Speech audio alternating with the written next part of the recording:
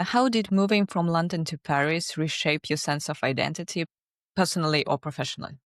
I would say I grew up in London. I was born in London and I'm very proud of being from London.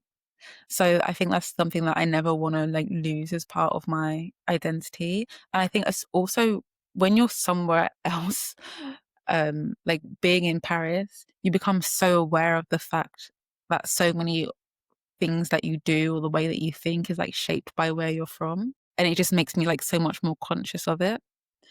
But I think having had like so many different exposures and experiences in terms of like traveling to different countries, my mind is gradually less and less fixed in terms of like the way I see things. So Paris, I don't feel like I've had like a major evolution, but I would definitely feel like I am to an extent at home in Paris because of the pace and the environment.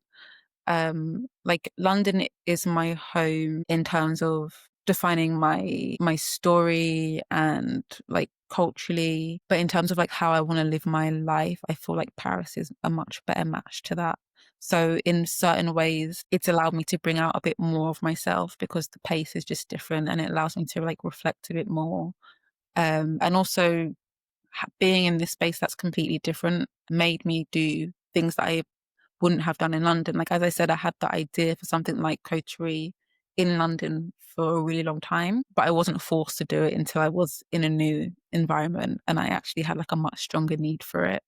So it's just forced me to do more things and maybe bring out more of what was already there, but I just hadn't had the opportunity to discover it or bring it out more previously. I mean, there's lots of aspects of like French and Parisian culture that I love, but there's also lots of aspects that come from being from the UK that I love as well. And I would never want to lose that just to fit in or just to feel like I'm more like palatable or something like this.